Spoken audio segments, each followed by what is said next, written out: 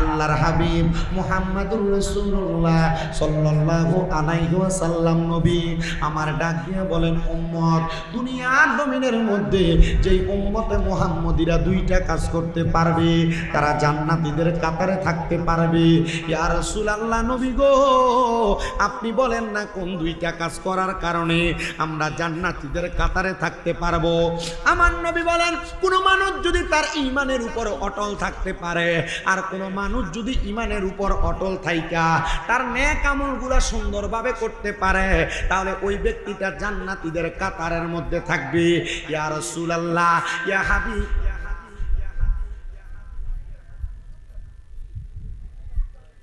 ইয়া রাসূলুল্লাহ,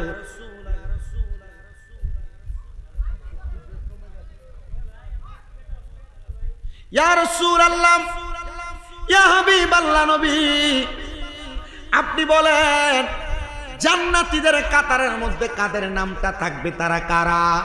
এবার আমার নবী আল্লাহ তাআলার কোরআনুল কারীম থেকে বলেন, ইন্নাল্লাযীনা আমানু ওয়া আমিলুস সলিহাতি উলাইকা হুম খায়রুল বারিয়া। জবান খুলে উচ্চ কণ্ঠে জোরে জোরে পড়েন আল্লাহু আকবার। আল্লাহর কোরআন বলে, নিশ্চয় যাহারা ঈমান আনে এবং নেক আমল করে, উলাইকা হুম খায়রুল বারিয়া, এরাই হইল দুনিয়ার সবচাইতে উৎকৃষ্ট মানুষ, এরাই হইল দুনিয়ার সবচাইতে ভালো মানুষ। আর আল্লাহর নবীর তিরমিজি শরীফের হাদিস বলে, যারা দুনিয়াতে ভালো মানুষ, ঈমান আইনা এবং নেক আমল কইরা, তারাই হবে জান্নাতি মানুষ, জান্নাতি মানুষ। ইয়া রাসূলুল্লাহ নবী গো, কোন কোন বিষয়ের উপর ঈমান আনবো? আমার নবী বলে, এক নাম্বার, আল্লাহর প্রতি ঈমানটাকে পরিপূর্ণ করবা। আল্লাহর প্রতি ঈমান কোনটা? এক নাম্বার হলো আল্লাহর প্রতি ঈমান, আল্লাহ ছাড়া কাউকে সেজদা দেওয়া যাবে না, আল্লাহ ছাড়া কারোর কাছে চাওয়া যাবে না, আল্লাহ ছাড়া কারোর ইবাদত করা যাবে না, আল্লাহর প্রতি ঈমান। দুই নাম্বার, ফেরেশতাদের প্রতি ঈমান আনয়ন করবা। ও হাসিমপুরের বাবারা, ফেরেশতাদের প্রতি ঈমান বলতে আপনি কি বুঝেন? আল্লাহর নবী, রহমতের নবী বলতেছে,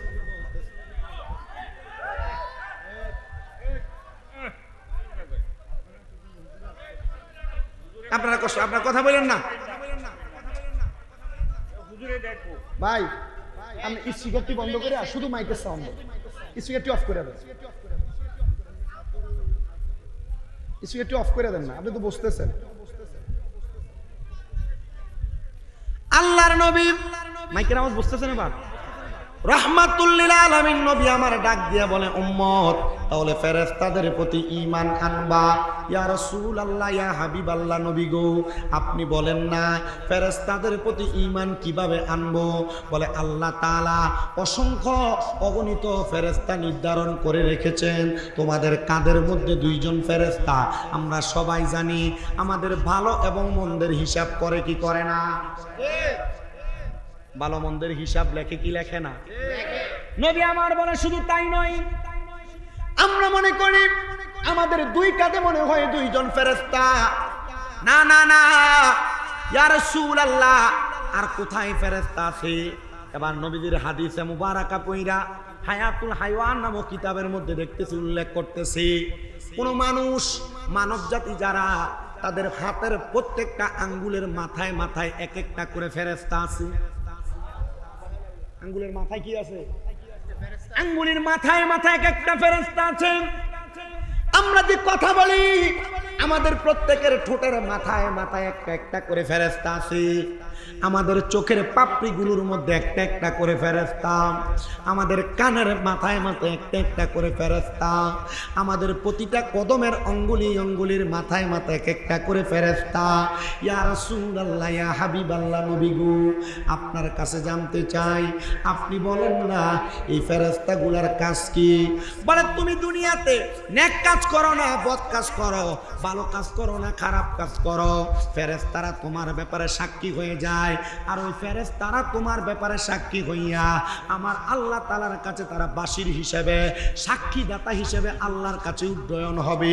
ফেরেশতারা তোমার ব্যাপারে সাক্ষী দিবে। হে মায়ার নবী, রাহমাতুল লিল আলামিন নবী, আপনার কাছে আরো জানতে চাই আমরা আর কোন কোন বিষয়ের প্রতি ঈমান আনয়ন করব। নবী আমার বলে, উম্মতের দলেরা, এরপর তোমরা ঈমান আনয়ন করবা আল্লাহর পক্ষ থেকে নাজিল হওয়া কিতাবের উপরে। ওগো মায়ার নবী, আপনি বলেন না ওই কিতাবের প্রতি ঈমান কেমনে আনে?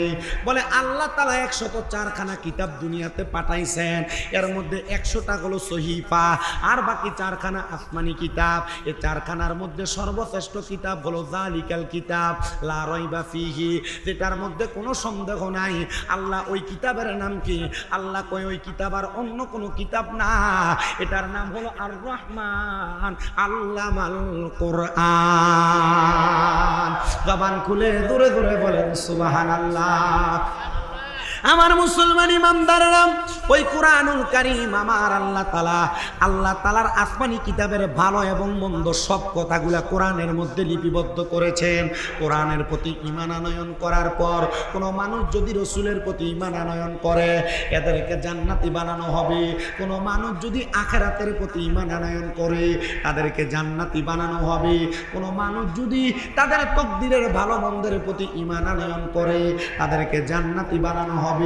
এবার আল্লাহর নবীর প্রখ্যাত হাদিস বিশারদ এবং আল্লাহর নবীর প্রখ্যাত সাহাবী হযরতে আনাস ইবনে মালিক রাদিয়াল্লাহু তাআলা আনহু আমার নবীকে প্রশ্ন করে, ইয়া রাসূলুল্লাহ, ও দয়ার নবী, আপনার কাছে জানতে চাই নবী, আমরা যখন ইন্তেকাল করব, যদি আমরা ইন্তেকাল করার পর আল্লাহ তাআলা তো ডাইরেক্ট আমাদেরকে জান্নাত দিবে না, নবী গো আপনি বলেন না আল্লাহ তাআলা আমাদেরকে কোন জায়গার মধ্যে রাখবে? বলে ময়দানে মাশরের মধ্যে একত্রিত করে আল্লাহ তাআলা তোমাদেরকে রাখবে। সাহাবী আনাস ইবনে মালিক আমার নবীকে প্রশ্ন করেন, ইয়া রাসূলুল্লাহ, নবী গো আপনি বলেন না যেহেতু হাসরের ময়দানের মধ্যে থাকবো, নবী গো আপনার অনেক উম্মতেরা ফুলসেরাত পাড়ি দিতে যাবে, যেই ফুলসেরাতটা বড় মারাত্মক কঠিন জায়গা, আপনার উম্মত কি ওই ফুলসেরাতের পারে আপনি নবীকে পাবে নাকি?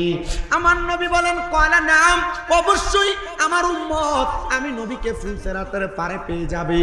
ইয়া রাসূলুল্লাহ, এবার আপনার কাছে জানতে চাই আপনি বলেন না আপনার উম্মত কি আপনি নবীকে মিজানের পাল্লায় পাবে? আপনার কোন উম্মত যদি মিজানের পাল্লার কাছে বিপদে পড়ে যায়, আপনি বলেন না আপনি নবী কি তাকে উদ্ধার করবেন? আমার নবী বলে, হ্যাঁ আমি আমার উম্মতকে মিজানের পাল্লার কাছে উদ্ধার করব। ইয়া রাসূলুল্লাহ, ইয়া হাবিবাল্লাহ, নবী গো এবার আপনার কোন উম্মত যদি হাউজে কাউসারের কাছে বিপদে পড়ে যায়, আপনি বলেন না আপনার উম্মতকে কি ওই জায়গার মধ্যে আপনি উদ্ধার করবেন? আমার নবী বলেন, হ্যাঁ। এবার আমার নবীর সাহাবায়ে কেরাম তো বড় প্রখর মেধার অধিকারী সাহাবী প্রশ্ন করি, ইয়া রাসূলুল্লাহ আপনি বললেন হাউজে কাউসারের কাছে কোন উম্মত বিপদে পড়লে আপনি উদ্ধার করবেন, আপনার কোন উম্মত ফুলসেরাতের কাছে বিপদে পড়লে উদ্ধার করবেন, আপনি বললেন মিজানের পাল্লার কাছে বিপদে পড়লে উদ্ধার করবেন। সাহাবী প্রশ্ন করে, ইয়া রাসূলুল্লাহ একই টাইমে যদি আপনার কোন উম্মত তিনজন তিন জায়গায় বিপদে পড়ে, আপনি নবী কি করবেন? আমার নবী বলে, সাহাবী আমি নবী আমার উম্মতকে একই সময়ে তিন জায়গায় উদ্ধার করার ক্ষমতা আল্লাহ আমাকে দিয়েছেন। পরে আমার নবী নূরের নবী, মাটির নবী না, বলেন আমার নবী নূরের নবী, মাটির নবী না, ওই নবীকে নিজের মতো মনে করো না, বলেন ওই নবীকে নিজের মতো মনে করো না, না না না না মনে করো না, বলেন আমার নবী নূরের নবী, মাটির নবী না, বলেন আমার নবী মাটির নবী না, ওই নবীকে নিজের মতো মনে করো না, বলেন না না না না মনে করো না। হায়রে আমার নবী বহু দূরে, আরে ইমানদারের জানের কাছে বলেন আমার নবী বহু দূরে, আরে ইমানদারের জানের কাছে। হায়রে উম্মতেরা সালাম দিলে উম্মতেরা নবী শুনতে পাইলে নিরা লাই গো নবী পাইলে নিরা লাই, বলেন পাইলে নিরা লাই গো নবী পাইলে নিরা লাই। তোমারে দুই চরণে চুমো খাবো, দুই চরণে চরণে তুলি মাখব গাই, পাইলে নিরা লাই গো নবী পাইলে নিরা লাই। হায়রে আমরা মৃত লাশ হইলে, আরে কেউ নিবে না আমরা রে কুলে, বলে আমরা মৃত লাশ হইলে, আরে কেউ নিবে না আমরা রে কুলে। হায়রে দয়া কইরা কুলে নিয়েন, দয়া কইরা কুলে নিয়েন নবী মুস্তাফায়, পাইলে নিরা লাই গো নবী পাইলে নিরা লাই, বলেন পাইলে নিরা লাই গো নবী পাইলে নিরা লাই। একটা জবান বন্ধ রাখবেন না, চিৎকার বেড়ে বলেন আল্লাহু আকবার। সাহাবায়ে কেরাম ডাক দিয়ে কয় নবী গো, তাইলে বুঝতে পারলাম আপনি আপনার উম্মতের একই সময়ে তিন জায়গার মধ্যে উদ্ধার করবেন। নবী গো আপনি বলেন না ওই উম্মতের উদ্ধার করার পরে আপনি কোন জায়গার মধ্যে রাখবেন? আমার নবী কই উম্মত তোমাদেরকে উদ্ধার করার পরে আমি নবী একটা জান্নাতের মধ্যে রাখবো, ওই জান্নাতের নাম হলো জান্নাতুল আদন। জোরে কোন সুবহানাল্লাহ। ইয়া রাসূলুল্লাহ, ইয়া হাবিবাল্লাহ, নবী গো জান্নাতুল আদনে রাখবেন আপনি নবী, যেই জান্নাতে থাকবেন, যেই জান্নাতুল ফেরদাউসে কি আমাদেরকে রাখবেন না? আমার নবী বলে উম্মত ওই জান্নাতুল আদন তো বড় সুন্দর। নবী গো কেমন সুন্দর? বলে জান্নাতুল আদন এমন সুন্দর তাজরি মিন তাহতিহাল আনহার, এত সুন্দর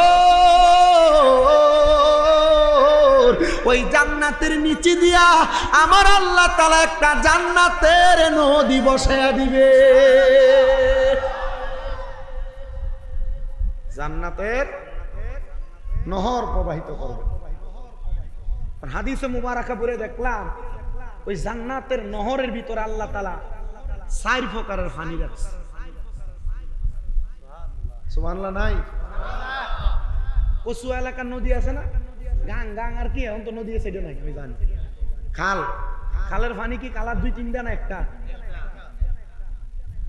আল্লাহর নবীর হাদিসে মুবারাকা নবী রাহমাতুল লিল আলামিন নবী বলেন ওই জান্নাতের নদী, নদীর মধ্যে আল্লাহ তাআলা যে জান্নাতের নহর প্রবাহিত করবেন ওই নদীটার নাম হলো র আলিফ জিম বা রজব।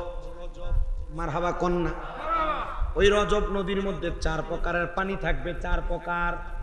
1 নাম্বার পানি, যেই পানির নাম হলো সারাবান তাহুরা। সরি 1 নাম্বার পানি, যেই পানির নাম হলো ইন্না আতাইনা কাল কাউসার। মারহাবা কোন? ওই কাউসারের পানি কারা পান করবে? ওগো আল্লাহর হাবিব মুহাম্মাদুর রাসূলুল্লাহ সাল্লাল্লাহু আলাইহি ওয়াসাল্লাম নবী আমার বলেন ওই কাউসারের পানি তারা পান করবে যারা আল্লাহ এবং তার রাসূলের প্রতি ঈমান এনেছে। এবার জানতে চাই এ হাসিমপুরের আমার মুরব্বী সমাজ, হাসিমপুরের আমার যুব সমাজ, হাসিমপুরের ছোট ছোট মাসুম বাচ্চা, পর্দার আড়ালের মা বোনেরা, আপনারা বলেন আল্লাহ এবং রাসূলের প্রতি আমাদের ঈমান আছে না নাই? হুজুর ঈমান আছে কিন্তু এশারের নামাজটা পড়ি নাই। হুজুর ঈমান আছে ফজরের নামাজ পড়ি না। ঈমান আছে যোহর আসর মাগরিবের নামাজ পড়ি না। এটা কি ইমানদার বলে না? এটা মৃত ঈমান। ঈমান যদি তাজা রাখতে চাও তাহলে আল্লাহ তাআলার ইবাদতের মাধ্যমে ঈমান তাজা রাখো, তাজা রাখো, তাজা রাখো। ইয়া রাসূলুল্লাহ, কেমনে তাজা রাখবো আপনি নবী বলেন না? নবী আমার বলে, উম্মতের দলেরা ঈমান তাজা রাখার জন্য দুনিয়ার জমিনের মধ্যে তাকাও অবস্থায় একটা গাছের গোড়ালির মধ্যে পানি দেওয়ার কারণে গাছটা যেমন উজ্জীবিত হয়ে যায়, একটা মানুষ ইবাদতের মাধ্যমে ওই মানুষ দুনিয়াতে চলাফেরা করলে ওই ইবাদতের মাধ্যমে তার ঈমান তাজা হয়ে যায়। এ মুসলমান ইমানদার নবীর উম্মতের দলেরা আরেকটু মনোযোগ দেন। তার মানে ওই কাউসারের পানি তারা পান করবে যারা আল্লাহ তাআলার দুনিয়ার জমিনের মধ্যে ঈমানটা পরিপূর্ণ রাখছে। 2 নাম্বার পানির নাম হলো শারাবান তাহুরা। আপনাদের এলাকার যারা নেশাখোর, যারা মদখোর, যারা ইয়াবাখোর, যারা ফেন্সিডিলখোর, যারা গাঞ্জাখোর, এক কথায় যারা নেশা করে তারা ওই জান্নাতের শারাবান তাহুরা পান করতে পারবে না। এবার আপনারা বলেন, এই হাসিমপুর এলাকা সহ, পুরা কচুয়া সহ, পুরা চাঁদপুর সহ সোনার বাংলাদেশে নেশাখোর আছে না নাই? আছে। বহু মানুষ বিচার দেয় হুজুর নেশাখোরের জ্বালায় এলাকার ভিতরে কলডি থায় না, চুরি করে লয়ে জায়গা। বহু মানুষ বিচার দেয় হুজুর নেশাখোরের জ্বালায় এলাকায় দেখ দেখছিও বেরিয়ে ঘরের বাইরে দিতে পারে না, চুরি করে আনে গা। এ বন্ধু, যারা নেশা করে এদের জন্য আল্লাহ তাআলা যে কঠিন আযাব, কঠিন শাস্তি রেডি করে রাখছেন, এর মধ্যে একটা শাস্তির নাম হলো তিনাতুল খাবাল। ইয়া রাসূলুল্লাহ, ইয়া হাবিবাল্লাহ নবীজি, আপনি বলেন নেশাখোরের জন্য ওই তিনাতুল খাবাল কোন ধরনের শাস্তি? আল্লাহর নবী বলতেছেন ওই তিনাতুল খাবাল হলো জাহান্নামীদেরকে জাহান্নামের আগুনের মধ্যে জ্বালায়া পুরায়া যে রক্ত আর পুঁজগুলা জমা হবে, ওই রক্ত পুঁজগুলা দেওয়া হবে নেশাখোরদেরকে খাওয়ার জন্য। খারে নেশাখোর খা, তখন রক্ত আর পুঁজ খাইবা, কবরে গেলে শান্তি পাইবা না, শান্তি পাইবা না। আবার আল্লাহর নবী রাহমাতুল লিল আলামিন নবী বলেন, শুধু নেশাখোরদেরকে আল্লাহ তাআলা তিনাতুল খাবাল এগুলা খাওয়াবে না। ওই নেশাখোর যারা নেশা করে মৃত্যুর পরে ময়দানে মাশরে জাহান্নামের শাস্তি যখন পাবে, ওই নেশা করার কারণে তাদের পেটের নাড়ি বুড়িগুলা ফুইলা ফুইলা তাদের মুখ দিয়া, তাদের চোখ দিয়া, তাদের নাক দিয়া, তাদের কর্ণদ্বার দিয়ে দিয়ে বের হবে। নেশা করবা, মন যদি চায় তুমি করতে থাকো, কবরের কঠিন আযাবের সম্মুখীন হবা। কিন্তু আল্লাহর নবীজির মসনদে আহমদের একটা হাদিস আমি পড়া দেখলাম, নবী আমার ঘোষণা করতেছে, উম্মতে মুহাম্মদীর দলেরা, গত কয়েকদিন আগে কুমিল্লা আলিয়া মাদ্রাসায় আমাদের কামেল 2য় বর্ষে ফিকা বিভাগে হাদিসটা পড়াইতে যাইয়া নেশাখোরদের ইন্তেকালের পরে তাদের জানাজার ইমামতি কারা করবে, নেশাখোরদের ইন্তেকালের পরে তাদের মাটি কোন জায়গায় দিবে, নেশাখোরদের ইন্তেকালের পরে তাদের অবস্থা কেমন হবে, এই মাসালাগুলো পড়াইতে যে আমাদের কুমিল্লা আলিয়ার হেড মুহাদ্দিস আব্দুর রাজ্জাক হুজুর কেবলা উনি বলতেছেন, বাবা নেশাখোরদের 1 নাম্বার শর্ত তারা ঈমানদার না, তারা বেঈমান। কি নেশাখোর যারা তারা কি? আল্লাহর হাবিব বলে 3 প্রকার ব্যক্তির ঈমান থাকে না। কয় প্রকার ব্যক্তি? 1 নাম্বার, কোন নেশাখোর যখন নেশা করে, এই নেশা করার সময় তার ঈমান থাকে না। নেশাখোর নেশা করার পর কালেমা পড়ে কোন সময়? আর কালেমা পড়ে এ কালিমা ফাললে না পড়তাম, যে কালিমা জানে এ নেশার কাছে দিয়ে যায়। 2 নাম্বার, যারা চোর চুরি করে, এ চোরের চুরি করার সময় ঈমান থাকে না। 3 নাম্বার, যারা জেনা করে, জেনা ব্যভিচার করে, তাদের ঈমান থাকে না। চুরি করেন, নেশা করেন, ব্যভিচার করেন, ঈমান থাকে না। কালেমা পড়ার আগ পর্যন্ত তাদের ঈমান ফিরে আসে না। আল্লাহ আমাদেরকে কবুল করেন। কি নেশা করতে না ছাড়তে? বলো যে করি তো না ছাড়বো কি? আপনাদের কষ্ট হইতেছে? আমার হইতেছে, তবু আমি ওয়াজ করতেছি। আপনাদেরকে ওয়াজ শোনাইয়া তারপর বিদায় করি। রাজি আছেন না ইনশাআল্লাহ? আমার পরে যে প্রধান বক্তা খুব সুন্দর বয়ান করে, খুব মনোমুগ্ধকর কথা বলে, আপনারা থাকবেন, বয়ান শুনবেন। তা আমি যাদের কথা বলতেছিলাম তার নাম কি? নেশাখোর। কথা কয় না, কিন্তু আমাদের সমাজে নেশাখোরের ভাইয়া বন্ধু বেশি। এলাকার টাকাওয়ালা পয়সাওয়ালারা দেখবেন নেশাখোরটিরে ভাইয়া বন্ধু বানায়। কারণ কি? বলে দেখবেন নেশা করে একটা দুস্তরে যদি মারে 10-15 হুন্ডা চলে আসে তার পক্ষে কথা বলার জন্য। আবার দেখবেন যেডি আইয়ে এডিও নেশাখোর। এবার বলেন এমন নেশাখোর নামক আবর্জনা হাসিমপুর এলাকায় আছে না? অনেকে বড় খুশি হইতে ভালো কথা কইছে। এদের কিন্তু সর্দারি বেশি। নেশাখোর যারা সমাজের মানুষ এটি নেতা মানে। আল্লাহ তাআলা আমাদেরকে কবুল করেন, আমিন কোন। জান্নাতের নদীর মধ্যে পানি কয় প্রকার? কইলাম মাত্র 2 প্রকারের। আরেকটা পানি আছে, ওই পানির নাম হলো জান্নাতের লাবান। ইয়া রাসূলুল্লাহ, ইয়া হাবিবাল্লাহ, নবী জান্নাতের লাবান মানে জান্নাতের দুধ কারা কারা পান করবে? নবী আমার বলে যারা কোনোদিন পরের হক মাইরা খায় নাই। আমাদের এলাকায় পরের হক খানেওয়ালা ব্যক্তির অভাব নাই। বলে হুজুর কেমনে? দেখবেন আমার ওয়াজটা এমন জায়গায় যাবে, আজকের মাহফিলের বহু মুরব্বীরা এমন পরের হক খানেওয়ালাদের কাতারে পড়ে যাবেন, বহু বাইরা পরের হক খানেওয়ালার কাতারে পড়ে যাবেন, বহু দোকানদাররা পরের হক খানেওয়ালার কাতারে পড়ে যাবেন। 1 নাম্বার, আমাদের সমাজে পরের হক খাওয়া হয় মা বাবার মারা যাওয়ার পরে। বাইয়েরা তাদের বোনের সম্পত্তি বোঝায় দেয় না, এটা 1 নাম্বার পরের হক। হাক্কুলি বাপ বান্দার হক নষ্ট করে। কার হক? পরের হক। বোনের সম্পত্তি বোঝাই দেন না, মা বাপ মরে গেছে গা, 1 লাখ টাকা দিয়ে সিগনেচার লয়ে এলেছেন, কবরে গেলে ফাইল দিব। আল্লাহ আমাদেরকে কবুল করেন, পরে না আমিন। এটা হলো পরের হক। তবু নিজের বোন হলেও তাদের হক লুণ্ঠন করার কারণে জান্নাতের দুধ আপনার কপালে পাবেন না। আল্লাহর নবী বলেন দুনিয়াতে যারা পরের হক মাইরা খায় তাদের ব্যাপারে আরো সতর্ক বাণী দেওয়া হচ্ছে।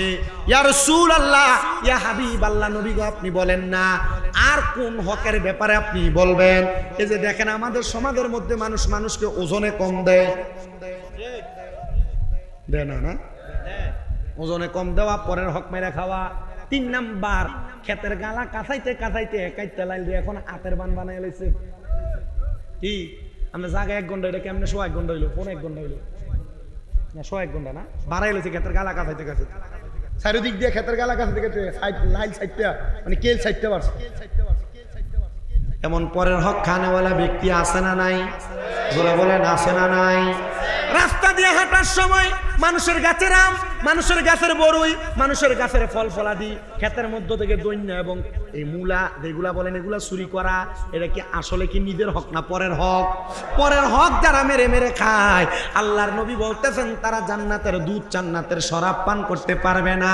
ইয়া রাসূলুল্লাহ, ইয়া হাবিবাল্লাহ, নবী গো আপনার কাছে জানতে চাই আর কি কি হকের কথা বলেন। আমার নবী বলে 5 নাম্বার হলো জান্নাতের মধু। ওই জান্নাতের মধু তারা পান করতে পারবে না যারা মিথ্যা কথা বলে, যারা ফায়সা কথা বলে, গালিগালাজ করে। দেখবেন আপনার সাথে চলাফেরা করে আপনার বন্ধু, আপনার ভাই, আপনার দোস্ত, এলাকায় এমন অনেক মানুষ আছে কথায় কথায় গালিগালাজ করে, মিথ্যা কথা বলে। আল্লাহর নবী বলে ওই মানুষগুলা জান্নাতের শরাব মধু পান করতে পারবে না। আল্লাহ তাআলা এমন গালি দেওয়া, ফায়সা কথা বলা, মিথ্যা কথা বলা থেকে আমাদেরকে হেফাজত করেন, জোরে করেন আমিন। ও মুসলমান ইমানদারেরা, আরেকটু মনোযোগ দিয়ে বয়ান শ্রবণ করার চেষ্টা করবেন। ইয়া রাসূলুল্লাহ, ইয়া হাবিবাল্লাহ, নবী আপনি বলেন না এই জান্নাতের শরাব তো জান্নাতীরা পান করবে, তাহলে ওই জান্নাতি ব্যক্তিরা জান্নাতের মধ্যে কতদিন থাকবে? আল্লাহর নবী আল্লাহর কোরআন থেকে বলেন খালিদিনা ফিহা, ওই জান্নাতে তারা চিরস্থায়ী বাসিন্দা হয়ে থাকবে। সুবহানাল্লাহ, চিরস্থায়ী বাসিন্দা হয়ে জান্নাতে থাকবে। আপনি জান্নাতে যাবেন, বের হওয়ার সুযোগ নেই। আল্লাহর নবী বলেন শুধু তাই নয়, এই খালিদিনা ফিহার পর একটা শব্দ ব্যবহার হয়েছে আবাদা। মারহাবা কোন? মারহাবা। খালিদিনা ফিহা আবাদা, এই জান্নাতে শুধু তারা থাকবে না, তারা জান্নাত থেকে বের হতে চাইবে না। ওই জান্নাতের মধ্যে তারা চিরস্থায়ী বাসিন্দা হয়ে থাকবে। ইয়া রাসূলুল্লাহ, ইয়া হাবিব আল্লাহ নবী, এবার আপনি বলেন না জান্নাতের মধ্যে যে তারা চিরস্থায়ী বাসিন্দা হয়ে থাকবে ওই জান্নাত কেমন? জান্নাত বড় সুন্দর।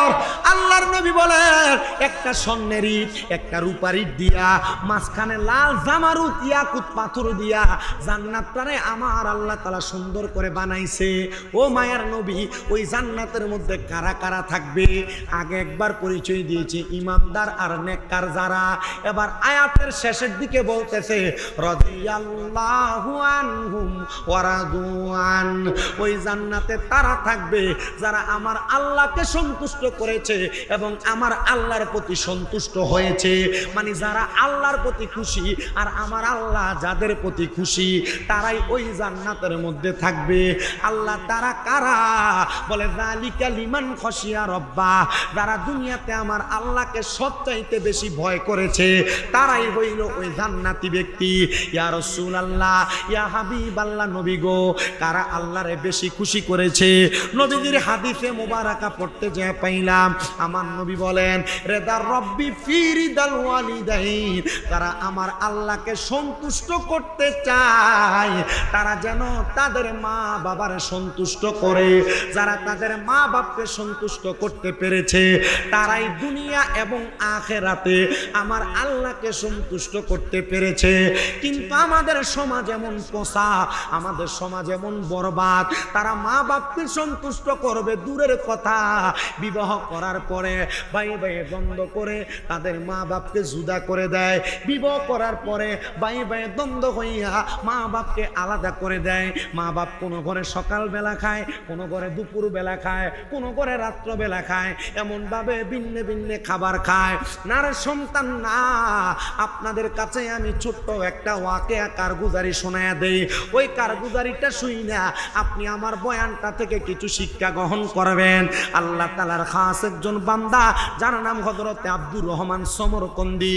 হযরত আব্দুর রহমান সমরকন্দি রহমতুল্লাহ আলাইহি বলেন আমি আব্দুর রহমান সমরকন্দি আল্লাহ তাআলার ইবাদত নফল নামাজ পড়তে বড় পছন্দ করতাম। হুজুর নফল নামাজ কেন পড়তেন? নফল নামাজ একটা কারণে পড়তাম, কারণ আমার আল্লাহর নবী বলেছেন তারা 5 ওয়াক্ত নামাজের পাশাপাশি বেশি বেশি নফল ইবাদত করে। আমার আল্লাহ তাআলা ওই বান্দাটাকে আর আল্লাহর বান্দা রাখেন না, ওই বান্দাটাকে আমার আল্লাহর বন্ধু বানায় আনে। আল্লাহ কি বানান? এই আপনারা বলেন তো আমরা সবাই আল্লাহর বন্ধু হতে চাই কি চাই না? কারা কারা চান একটু ডান হাত তুলে দেন। মাশাআল্লাহ, সবাই মনে হয় না, সবাই চান? হাত নামান, হাত নামান। হুজুর আল্লাহর বন্ধু হতে চাই, নামাজটা ভালো লাগে না। আল্লাহর বন্ধু হতে চাই, রোজাটা ভালো লাগে না। আল্লাহর বন্ধু হতে চায় কিন্তু পর্দা লাগে, পর্দার তলে যায় খায়। কথা বলেন।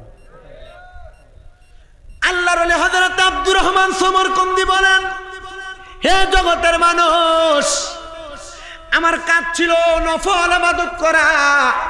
আমি নফল ইবাদত বেশি বেশি করতাম। তো একদিন গভীর রজনীতে আমি নফল নামাজের নিয়ত করে আল্লাহু আকবার বলে দাঁড়ায় গেলাম। দাঁড়ানোর পরে আমি নামাজটা পরিপূর্ণভাবে শেষ করলাম। নামাজ আদায় করার পরে আমার চোখের মধ্যে একটু ঘুম ঘুম ভাব আসতেছে। আমি চিন্তা করলাম যদি নামাজের মুসল্লা থেকে আমি আমার বিছানার মধ্যে চলে যাই আমার ঘুমটা বেশি চলে আসবে। আমি এই কথা চিন্তা করে আমি যেই নামাজের মুসল্লার মধ্যে নামাজ আদায় করি ওই মুসল্লার মধ্যে আমি ঘুমায় গেলাম। আমি মুসল্লার মধ্যে ঘুমানোর পরে হঠাৎ করে আমি দেখতে পাইলাম আল্লাহর একজন খাস বান্দা, আল্লাহর একজন নেককার বান্দা, যিনি বসে বসে বসে বসে জান্নাতি নিয়ামত সুন্দর একটা থালের মধ্যে করা সুন্দর দামি দামি ফল ভক্ষণ করতেছে, আরামদায়ক ফল খাবার ভক্ষণ করতেছে। যখন খারাপ ভালো ভালো ফল ভক্ষণ করে আমি তাকে প্রশ্ন করলাম, এই আল্লাহর বান্দা, এত সুন্দর ফল, এত সুন্দর খাবার, যে খাবার আমি দুনিয়াতে দেখি নাই, আপনি কোন জায়গায় বসে বসে এত সুন্দর নিয়ামত ফল ভক্ষণ করতেছেন? আল্লাহর বান্দা আমারে ডাক দিয়ে বলেন, এটা আর অন্য কোনো জায়গা না, এটা আর অন্য কোনো জায়গা না, এটা হলো জান্নাত। জান্নাতের মধ্যে আল্লাহ তাআলা আল্লাহর প্রিয় বান্দাদের জন্য সুন্দর বালাখানার ব্যবস্থা করে রেখেছে। যেমন ভাবে আপনারা এই জান্নাতের বাগানে বসেছেন, মাহফিল কমিটি আপনাদের জন্য তাবারুকের ব্যবস্থা করেছে। আর আপনারা দুনিয়াতে জান্নাতের বাগান মসজিদে বসে ইবাদত করবেন, নফল ইবাদত করবেন, আর আল্লাহ তাআলা ওই ইবাদতের কারণে আপনার জন্য জান্নাতে বালাখানার ব্যবস্থা করে রেখেছে। জোরে বলেন সুবহানাল্লাহ। এ মুসলমান ইমানদারেরা একটু মনোযোগের সাথে বয়ানটা শ্রবণ করার চেষ্টা করবেন। আব্দুর রহমান সমরকন্দি ডাক দিয়ে বলতেছে, হুজুর ওগো বাবা, আপনি বলেন না এই জান্নাতি নিয়ামত আপনি কেন পাইলেন? বলে অন্য কোনো কারণে না, আমার একটা নেক সন্তানের কারণে। কি বলেন? নেক সন্তানের কারণে কবরে জান্নাতি খানা পাওয়া যায়। এ মুরব্বীরা, এ যুবকেরা, এ পর্দার অন্তরালের মা বোনেরা, আপনারা যারা আপনাদের সন্তানদেরকে মোবাইলে টিকটকের মাধ্যমে, ভিডিও গানের মাধ্যমে নাচানাচি শিখান, মোবাইল চালানোর মাধ্যমে তাদেরকে অশালীনতা শিখান, বিয়ের মধ্যে ডিজে পার্টির কনসার্টের মধ্যে গান বাজনা করান, সন্তানদেরকে নাচতে দিয়া দেন, মনে রাখবেন এই সন্তান আপনার জাহান্নামী হওয়ার কারণ হয়ে দাঁড়াবে। আপনি বলবেন আফসুস, আফসুস আমার সন্তান আমার জাহান্নামী হওয়ার কারণ। ও মুসলমান ইমানদারেরা, নবীর উম্মতের দলেরা, আল্লাহর হাবিব সাল্লাল্লাহু আলাইহি ওয়াসাল্লামের আশিক আব্দুর রহমান সমরকন্দি বলেন, আমি ওনাকে প্রশ্ন করলাম, আপনার কোন সন্তানের কারণে আপনি জান্নাতীদের অন্তর্ভুক্ত আর জান্নাতিক নিয়ামত পাইতেছেন? উনি বলেন, আমি আমার একটা সন্তানকে দুনিয়াতে জন্ম দেওয়ার পরে আমার সন্তানের বয়স যখন মাত্র 3 মাস, আমি মৃত্যুর শয্যায় ছিলাম, মৃত্যুর সাথে পাঞ্জা লড়তেছি। আমার স্ত্রী আমার মৃত্যুর বিছানায়, সাকরাতুল মাউতের বিছানায় বসা। আমার স্ত্রীকে আমি বললাম, হে আমার স্ত্রী, আমার সন্তানের বয়স মাত্র 3 মাস, কিন্তু আমার সন্তানটার পরিপূর্ণ দায়িত্ব আমি বাবা পালন করতে পারবো কিনা জানি না, তবে তুমি আমাকে একটা ওয়াদা করো, আমার সন্তানটাকে তুমি স্ত্রী একজন হুফাজে কোরআন মানে আলেম বানাইবা, কোরআনুল কারীম মুখস্থ করায়া আমার সন্তানটাকে আলেমী দিন বানাইবা।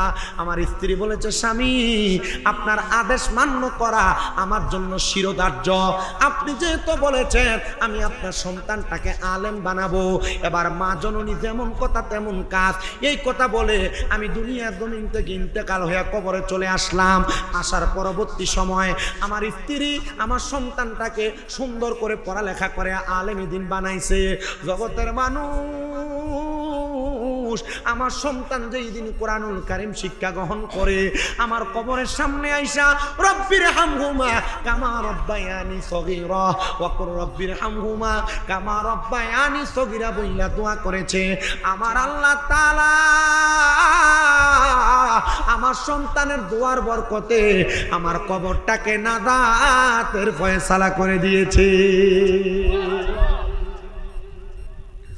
আব্দুর রহমান সমরকন্দি বলেন, আমি তার প্রশ্ন করলাম, যে সন্তানকে তুমি তোমার চোখ দিয়ে দেখে আসছো কিন্তু তারে মানুষ বানাও নাই, শুধু তোমার সন্তানটাকে দুনিয়ার জমিনের মধ্যে রাইখা আসছো, তোমার স্ত্রী তোমার সন্তানটাকে আলেমী দিন বানানোর কারণে তোমার সন্তান দুনিয়ার জমিনের মধ্যে আলেম হওয়ার পর তোমার জন্য দোয়া করেছে। ও বাবা, আমি আসার পর বড় খুশি হইলাম। হাসিমপুর এলাকার মানুষ তাদের মক্তব্যের উপরে সুন্দর একটা মাদ্রাসা করবে। আমি চিন্তা করলাম এলাকার সন্তানরা মাদ্রাসাতে পইরা হুফাজে কোরআন হবে, আলেমী দিন হবে। আহারে, হাসিমপুর এলাকার কবরবাসীর কবরের আযাব আল্লাহ চিরতরের জন্য মাফ করে দিবে। কারণ কি? হাদিসে মুবারাকা পইরা দেখলাম আল্লাহর নবী বলতেছে, দুনিয়ার জমিনের মধ্যে কোন সন্তানের মা বাবা যদি দুনিয়াতে একটা আলেম তৈরি করে আসে, আর ওই আলেম যদি ওই এলাকার উপর দিয়ে হাঁটে, হাঁটার কারণে আল্লাহ তাআলা ওই এলাকার কবরের আযাব 40 দিনের জন্য মাফ করে দেয়। তো আপনারা তো আলেম তৈরির কারখানায় বানাইবেন হাসিমপুরে। আমি বড় খুশি হয়ে গেলাম। এবার ওই আলেমে দিন আব্দুর রহমান সমরকন্দি ডাক দিয়ে বলতেছেন, আমি জিজ্ঞাসা করলাম, এখন আপনার সন্তানকে আলেম হওয়ার পর তার কর্মকাণ্ড ঠিকভাবে করে, আলেম হয় কথা সত্য, আলেম হওয়ার পর কর্মকাণ্ড ঠিক থাকে না। আব্দুর রহমান সমরকন্দি বলে, জগতের মানুষ, আমি ওই ব্যক্তিকে প্রশ্ন করার পর সে আমার জবাব দেয়, হ্যাঁ হ্যাঁ হ্যাঁ, আমার সন্তান আমার ওয়ারিসের সম্পত্তি পাইয়া সেই জায়গার মধ্যে সে এলাকার মানুষদেরকে এলমে দিন প্রচার করে এবং তাদেরকে এলমে দিন শিখায়।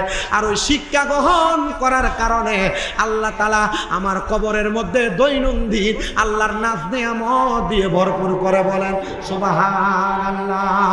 ও মুসলমান ইমানদারেরা, একটা বার চিন্তা করে দেখেন, এত নাজ নিয়ামত আল্লাহ তাআলা কেন হযরতে আল্লাহর বান্দার কবরের মধ্যে দিয়ে দেয়? একমাত্র একটা সন্তানকে আলেম দ্বীন বানানোর কারণে। আব্দুর রহমান সমরকন্দি বলে, আমি এবার আল্লাহর দরবারে সেজদায় পড়ে গেলাম, আল্লাহ গো, যদি একজন ব্যক্তিকে তার সন্তান আলেম হওয়ার কারণে তার কবরের মধ্যে জান্নাতি নিয়ামত দিতে পারেন, তো আমি তো আপনার একজন বান্দা, আমি যদি দুনিয়ার জমিনের মধ্যে এলমে দ্বীন অর্জন করি, আমিও তো কবরে যাওয়ার পর জান্নাত পাবো। এবার আপনারা বলেন, আমরা যদি এলেম অর্জন করি, আমাদের সন্তানদেরকে এলেম অর্জন করায়, আমরা যদি কোরআন পড়ি, আমাদের সন্তানদেরকে কোরআন পড়ায়, আমরা যদি হাদিস পড়ি, আমাদের সন্তানদেরকে হাদিস পড়ায়, আমার আল্লাহ তাআলা আমাদেরকেও জান্নাত দিতে পারে কি পারে না? সবাই একটু দুরূদ শরীফ পড়েন, আল্লাহুম্মা সাল্লি আলা মাদনা বিয়ানা মাওলানা মুহাম্মদ, আল্লাহুম্মা সাল্লি মাদনা বি শাফিয়ানা মাওলানা মুহাম্মদ, জগৎ পাগল কাবার জন্য, কাবা পাগল মাবুদের, আমার মাবুদ আশিক নবীর জন্য, নবী পাগল উম্মতের, আল্লাহুম্মা সাল্লি জোরে সাইয়্যিদানা মুহাম্মদ নাবিয়ানা মাওলানা। মুসলমান, আল্লাহকে রাজি খুশি করার কারণে আমার আল্লাহ তাআলা আর কেমন পুরস্কার দেয় আপনাদেরকে আমি কি দিয়া বোঝাবো? একটু মনোযোগ দিলে আরেকটা ওয়াকিয়া শুনলে আপনারা বুঝতে পারবেন। জিনার নাম হলো হযরতে আব্দুর রহমান মুসলিম হযরতে আব্দুল্লাহ মারুফ কারখি রহমতুল্লাহ আলাইহি, যিনি বসবাস করতেন ইরাকের জমিনে। তিনি বলেন, জগতের মানুষরে, আমি দুনিয়ার জমিনের মধ্যে থাকা অবস্থায় দুইজন ব্যক্তির সাথে আমার সাক্ষাৎ হয়েছে। এই দুইজন ব্যক্তি আমার আল্লাহ তাআলার সঙ্গে প্রেমের কানেকশন লাগায়া দুনিয়া এবং আখিরাতকে সুন্দর করেছে। হে আব্দুল্লাহ মারুফ কারখি, ওই দুইজন ব্যক্তির পরিচয় আপনি বলেন না?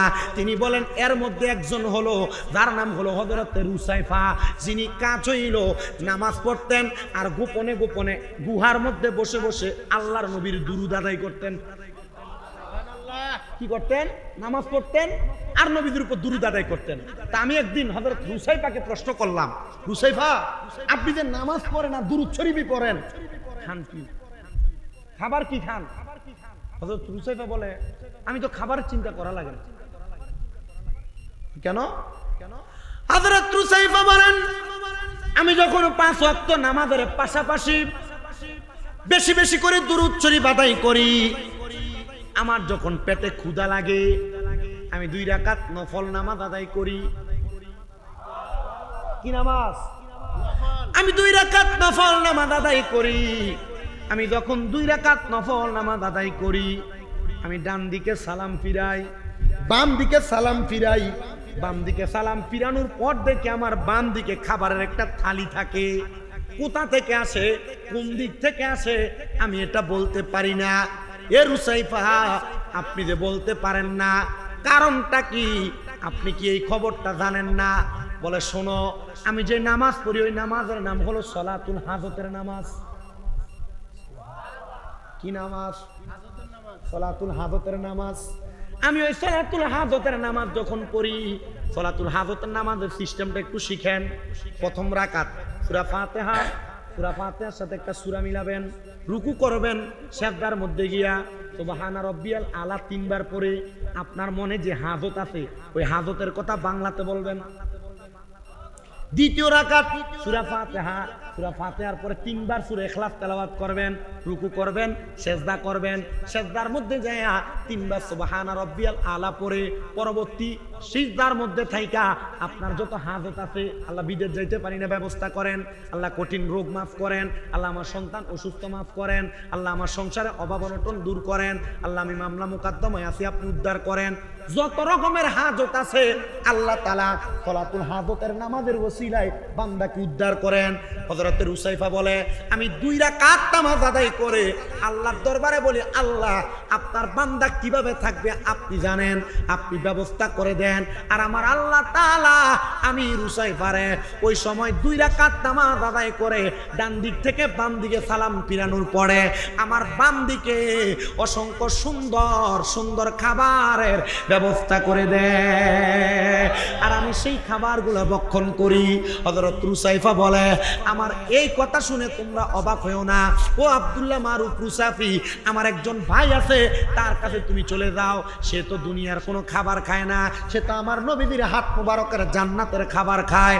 শুনিয়া হইলাম পাগল আমরা অদমে, ইয়া রাসূলুল্লাহ শুধু নাম শুনি কানে, বলেন ইয়া রাসূলুল্লাহ শুধু, আরে শুনছনি রে জংলার পাখি, আরে কেন করো ডাকা ডাকি, হায়রে জংলাতে বসিয়া বুঝি দেখছো নবীরে, জংলাতে থাকিয়া বুঝি দেখছো নবীরে, ইয়া রাসূলুল্লাহ শুধু নাম শুনি কানে, বলেন ইয়া রাসূল নাম শুনি কানে, আইরে নাম শুনিয়া হইলাম পাগল, নাম শুনিয়া হইলাম পাগল আমরা আশেকে, ইয়া রাসূলুল্লাহ শুধু নাম শুনি কানে,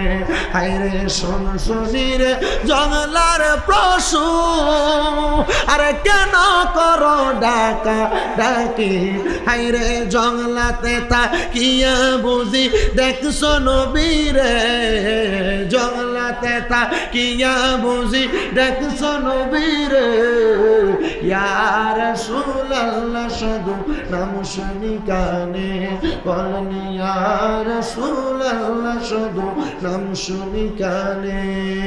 হযরতে আব্দুল্লাহ মারুফ রুসাফি হুসাইফার ভাইটার কাছে যায় বলে তোমার ভাই বলেছে তুমি নাকি দুনিয়ার কোনো খাবার খাও না, তুমি নাকি জান্নাতি খাবার খাও।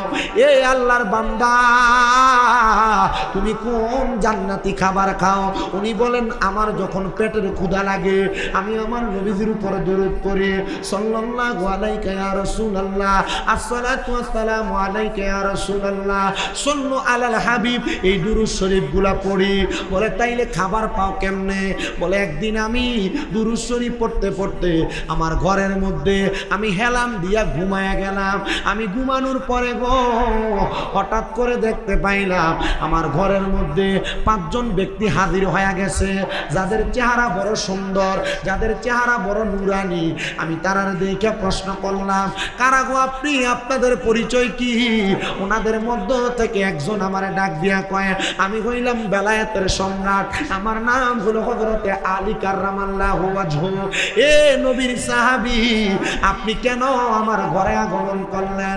বলে এমনে এমনে আগমন করি নাই, আমি একা আসি নাই গো, আমার পেছনে তাকায় দেখো, আমার ডাইনে হযরত আবু বকর সিদ্দিক, আমার বামে হযরত উসমান বিন নুরাইন, আমার পেছনে হযরত ওমর ইবনে খাত্তাব, এবং আমার পেছনে এবং 4 জনের মাঝ বরাবর একজন দাঁড়ায় আছে। তিনি আর কেউ না তিনি হইল আখিরি জামানার পয়গম্বর মুহাম্মদুর রাসূলুল্লাহ সাল্লাল্লাহু আলাইহি ওয়াসাল্লাম। ধরে বলেন সুবহানাল্লাহ। ইয়া রাসূলুল্লাহ, ও মায়ার নবী গো, আপনি কেন আমার ঘরের মধ্যে আসলেন? আমি নবীর পাগল, আমি নবীর উম্মত, তুমি তো আমি নবীরে বড় ভালোবাসো। যখনই পেটের মধ্যে ক্ষুধা লাগে আমি নবীর প্রতি দুরূদ শরীফ আদায় করো। আমি নবী জানি একটা ইমানদারের ক্ষুধা নিবারণ করে তার ইমানি খাদ্য হলো নবীর দুরূদ, আল্লাহর জিকির। এই জন্য আমি তোমার কাছে বলতেছি, তুমি যেহেতু আমি নবীর প্রতি দুরূদ পড়তেছো, আমি নবী মদিনাতুল মুনাওয়ারা থেকে তোমার ঘরে আইসা তোমারে আহার করাইতে হাজির হয়েছি। উনি বলেন আমি দুরূদ শরীফ পড়তে পড়তে ঘুমায় গেলাম। ঘুমানোর পর রহমতের নবী আমার ঘরে দেখলাম নবীজির আসকান মুবারকের ভিতর থেকে আমার নবী একটা খেজুর বের করছে। ওই খেজুরটা বের করে আমার নবীজি আমার মুখে দিচ্ছেন। আমি খেজুর খাইতে খাইতে আমার ঘুম ভেঙে গেছে। দেখছেন কি স্বপ্ন দেখছে কি? উনি বলেন আমি ঘুম ভাঙার পরে আমার মুখ থেকে খেজুরের বিচিটা বাইর করে দেখছি।